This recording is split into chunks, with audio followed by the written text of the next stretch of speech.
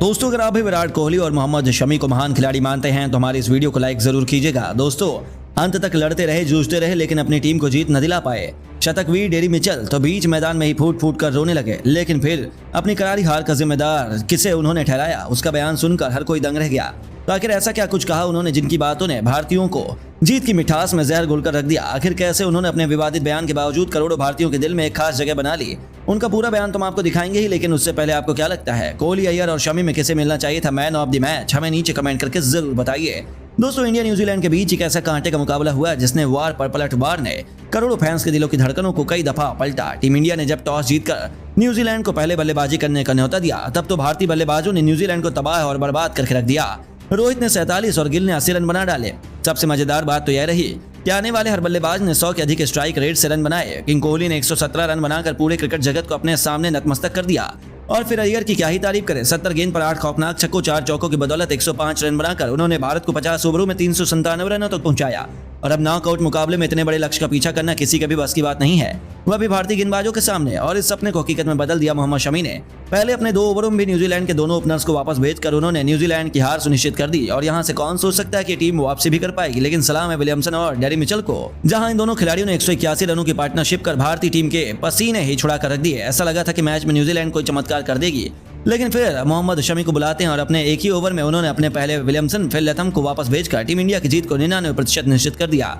हालांकि मिशेल लड़ते रहे, जूझते रहे, अपना शतक भी जड़ा, लेकिन अंत में अपनी टीम को जीत न दिला पाए। इसके बाद वह बीच मैदान पर फूट फूट कर रो पड़े, उनके आंसू नहीं रुक रहे थे।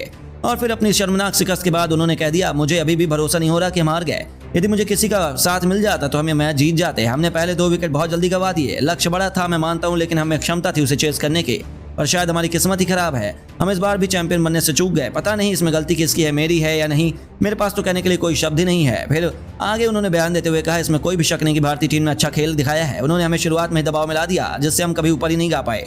भारतीय टीम की तारीफ करनी पड़ेगी, और अब तो वह फाइनल में पहुंच गया है। उन्हें बहुत बहुत बधाई। उम्मीद है कि वह वर्ल्ड कप भी जीत जाएं। हम तो अपना सपना पूरा नहीं कर सकते, लेकिन करोड़ों भारतीय जो हमें इतना प्यार दिखा रहे थे, उन्होंने हमें इतना सपोर्ट किया, हमारे जीतने की प्रार्थना की। मैं चाहता हूं कि उनकी प्रार्थनाओं का असर हो और उनका देश भारत चैंपियन बने। मैं भारत के साथ हूं। तो दोस्तों, सच में हार के बावजूद डेरी मिचेल ने अपने अनमोल शब्दों से हर किसी को भावुक कर दिया और हर एक भारतीय के दिल में अपनी एक खास जगह बनाई। उनका यह बयान तो सभी को खूब पसंद आया, लेकिन अब आपको क्या लगता है, टीम इंडिया इसी तरीके से फाइनल भी जीत पाएगी? अपनी राय में नीचे कमेंट बॉक्स में जरूर बताएं। दोस्तों, किंग कोहली के चमत्कार के बाद अपनी कातिलाना गेंदबाजी से टीम इंडिया ने जैसे न्यूजीलैंड को हराकर फाइनल में जगह बनाई, पूरी दुनिया में हड़कंप मच गया। जहां एक तरफ भारत में दिवाली से भी बढ़कर जश्न मनाया गया, तो वहीं दुनिया भर के कई दिग्गजों ने भारत को निशाना बनाते हुए जो कहा, उनकी बातें सुनकर तो आप भी दंग रह जाएंगे।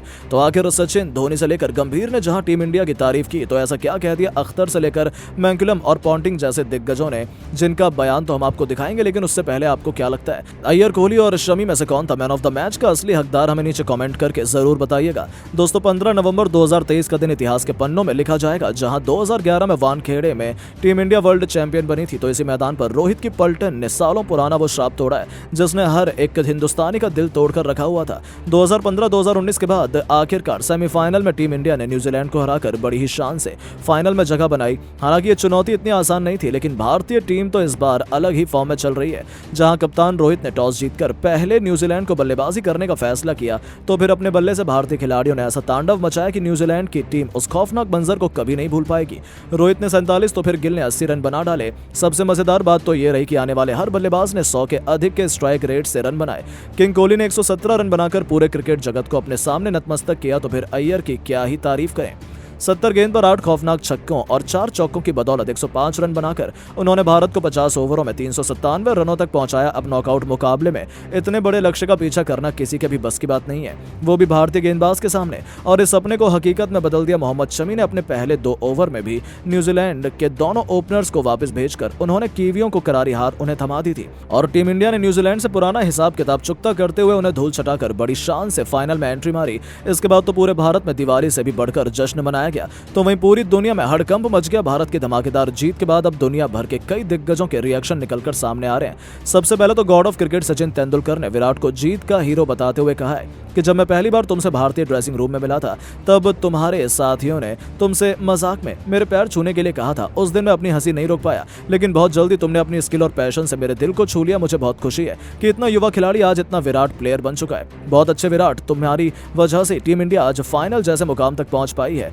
और अब तो मुझे भरोसा है कि हम वर्ल्ड कप भी जीतेंगे। मैं सभी देशवासियों और पूरी टीम इंडिया को इस जीत के लिए बहुत बहुत बधाई देना चाहता हूँ। लेकिन दोस्तों, न्यूजीलैंड के पूर्व कप्तान ब्रेंडन मैकुलम तो अपना गुस्सा काबू में नहीं रख पाए। उन्होंने कहा कि इसलिए मैंने पहले ही कहा था भारत में वर्ल्ड कप नहीं कराया जाना चाहिए। एक बार फिर बीसीसीआई ने ऐसी पिच बनाई जो भारतीय टीम के लिए मुफीद थी। सभी को पता है हमारी मजबूती हमारी गेंदबाजी है और वानखेड़े में हमारे गेंदबाजों को कुछ भी मदद नहीं मिली। हमारे टॉप 2 गेंदबाज 186 रन लुटा रहे हैं। इससे साफ पता चलता है कि बीसीसीआई और भारतीय क्रिकेट क्या चाल चल रहा है। हमें हार मंजूर नहीं है। मैं आईसीसी से अपील करना चाहूंगा कि एक बार फिर इस मैच को दोबारा रिव्यू किया जाए। सारी बातें साफ हो जाएंगी कि कैसे भारत जीता है। जहां दोस्तों नफरत बातें कर रहे हैं, तो वहां धोनी ने कह दिया कि आज मैं बेहद खुश हूं। आखिरकार सेमीफाइनल की चुनौती को पार कर हम फाइनल में पहुंच गए हैं। हर एक खिलाड़ी का इस जीत में योगदान रहा है, किसी को भी नकारा नहीं जा सकता। रोहित कोहली ने बेहतरीन शुरुआत दिलाई तो फिर बाकी बल्लेबाजों ने बखूबी काम किया। गेंदबाजों को तो भुलाया ही नहीं जा सकता। यही होता है टीम वर्क। 2019 में मैं फूट फूट कर रोया था, लेकिन अब तो लगता है मुझे आंसू बहाने की जरूरत नहीं पड़ेगी। अब तो मैं फाइनल में हमारी जीत के बाद पटाखे ही चलाऊंगा। मैं उसका इंतजार नहीं कर सकता और मुझे पूरा भरोसा है इस बार हमारे खिलाड़ी हमें निराश नहीं करेंगे। लेकिन रिकी पॉन्टिंग का कहना है कि मुझे नहीं लगता था टीम इंडिया इतनी आसानी से जीतेगी। न्यूजीलैंड मजबूत टीम है, लेकिन वो तो भारत के सामने ऐसे घुटने टेक चुका है जैसे वो कोई एसोसिएट नेशन हो। सच में भारत इस वक्त लाजवाब खेल रहा है। अब इसमें बीसीसीआई का हाथ है या उनके खिलाड़ी सच में इतना लाजवाब खेल रहे हैं, ये तो मैं नहीं कह सकता। बस इतना चाहूंगा कि इंडिया को जीत की बधाई। लेकिन यदि ऑस्ट्रेलिया फाइनल में गया तो जरूर वही वर्ल्ड कप जीतेगा, ये मेरा वादा है। तो दोस्तों, जहां पॉन्टिंग ने भारत को अभी से धमकी देनी शुरू कर दी, तो वहीं अख्तर का कहना है कि माशाअल्लाह भाई साहब, टीम इंडिया ने क्या कमाल का खेल दिखाया है। ऐसा लग रहा है कि उन पर कोई दबाव है ही नहीं। सच में यदि भारत ऐसा ही खेलता रहा तो उन्हें वर्ल्ड कप जीतने से कोई नहीं रोक सकता। इस जीत का श्रेय सबसे ज्यादा विराट और अय्यर को जाता है। वो दोनों सबसे लाजवाब रहे हैं। तो दोस्तों, अंत में गंभीर का कहना है कि सैल्यूट है मेरा इस टीम इंडिया को। ये होता है असली चैंपियन। बस इसमें मुझे 2011 की world cup winning team India और माइटी ऑस्ट्रेलिया की झलक नजर आती है, जो अपने आमने सामने आने वाली किसी भी टीम को पल भर में धूल चटा सकती है। रोहित कोहली, हर एक खिलाड़ी को जीत का योगदान जाता है। वेल प्लेड टीम, बस अब एक कदम दूर और फिर हम वर्ल्ड चैंपियन बन जाएंगे। तो दोस्तों, सच में टीम इंडिया की इस जीत के बाद पूरी दुनिया में हमारे ही चर्चे हैं। लेकिन अब आपको क्या लगता है कि भारत विश्व चैंपियन बनेगी या नहीं? नीचे कमेंट करके जरूर बताएं। दोस्तों, किंग कोहली और अय्यर की तूफानी शतक के बाद भारत की कातिलाना गेंदबाजी के आगे नतमस्तक हुआ न्यूजीलैंड। टीम इंडिया ने बड़ी ही शान से बनाई सेमीफाइनल में जगह, तो फूट फूट कर रो पड़े न्यूजीलैंड के कई दिग्गज खिलाड़ी। फिर ब्रेंडन मैकुलम से लेकर मार्टिन गुप्टिल, डेनियल विटोरी से लेकर रॉस टेलर, यहां तक कि केन विलियमसन भी अपनी आंसुओं को रोक नहीं पाए। फिर टीम इंडिया की जीत को बेईमानी बताते हुए इनमें से कई दिग्गजों ने भारत के लिए जो कह दिया, उनके बयान सुनकर आपके भी आंखें फटी की फटी रह जाएंगी। तो आखिर ऐसा क्या कुछ कहा इन दिग्गजों ने भारत पर गुस्सा निकालते हुए? उन सभी के बयान तो हम आपको दिखाएंगे ही, लेकिन उससे पहले आपको क्या लगता है, कोहली अय्यर में से किसे मिलना चाहिए था मैन ऑफ द मैच? हमें नीचे कमेंट करके जरूर बताइए। दोस्तों, इंडिया न्यूजीलैंड के महामुकाबले के लिए पूरी दुनिया बेकरार थी, लेकिन कीवी टीम ने सपने में नहीं सोचा होगा कि 2019 का बदला लेते हुए भारतीय टीम उन्हें इस कदर तबाह और बर्बाद कर देगी। वानखेड़े के मैदान पर टॉस के बॉस कप्तान रोहित शर्मा बने और उन्होंने पहले मेहमानों को बल्लेबाजी करने का फैसला दिया, और यह इतना सही साबित होगा इसकी उम्मीद तो किसी को भी नहीं थी। रोहित ने 47, गिल ने 80 रन ठोक डाले, लेकिन इतना ही काफी नहीं था। किंग कोहली और अय्यर ने अपने बल्ले से तबाही ही मचा दी। विराट कोहली ने अपने न्यूजीलैंड को कहीं का नहीं छोड़ा। 113 गेंद पर 9 चौकों 2 छक्कों की बदौलत 117 रन बनाकर उन्होंने God of cricket Sachin Tendulkar को पीछे छोड़ा और वनडे करियर का 50वां शतक ठोका। फिर श्रेयस अय्यर ने अपने बल्ले से तांडव मचाते हुए 70 गेंद पर 8 तूफानी छक्के 4 चौकों की बदौलत 105 रन बनाए और उनकी अद्भुत बल्लेबाजी के दम पर टीम इंडिया ने 50 ओवरों में 397 रन बना डाले। और अब इतने बड़े लक्ष्य का पीछा कर पाना, वह भी भारत की कातिलाना गेंदबाजी के सामने सेमीफाइनल के मंच पर नामुमकिन से भी मुश्किल था। और दोस्तों, ऐसा ही हमें देखने को भी मिला। अपनी पहली ही गेंद पर शमी ने कॉनवे को चलता कर न्यूजीलैंड की हार सुनिश्चित की और फिर अपनी कातिलाना गेंदबाजी से भारतीय गेंदबाजों ने एक बार फिर उनके वर्ल्ड कप के सपने को चूर चूर करते हुए बड़ी ही शान से अपनी टीम को सेमीफाइनल में एंट्री दिलाई। बस फिर क्या था, पूरे हिंदुस्तान में एक बार फिर दिवाली मनाई गई, तो वही न्यूजीलैंड में मातम का माहौल था। यहाँ तक कि उनके कई दिग्गज खिलाड़ी फुट फुट कर रो पड़े।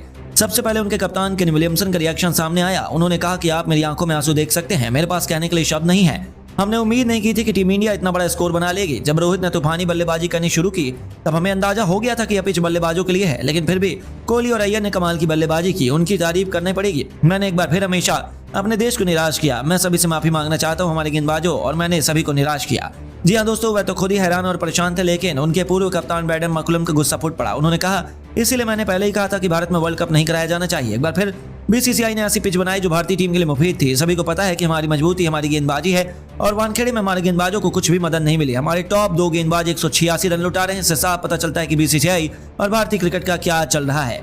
हमें यह हार मंजूर नहीं है। मैं आईसीसी से अपील करना चाहूंगा कि एक बार फिर हमें इस मैच को दोबारा रिव्यू किया जाए। सारी बातें साफ हो जाएंगी कि कैसे भारत जीता है। वहीं रॉस टेलर गए, कुछ ऐसा ही मानना है। उन्होंने कह दिया कि इस हार ने हम सभी का दिल टूट गया। एक बार फिर हम ट्रॉफी के इतने करीब पहुंचे लेकिन हार गए। हाँ, टीम इंडिया ने अच्छा खेला लेकिन कोई इसमें शक नहीं है, लेकिन हमारी टीम इतना खराब कैसे खेल सकती है, मुझे अभी भरोसा नहीं हो रहा।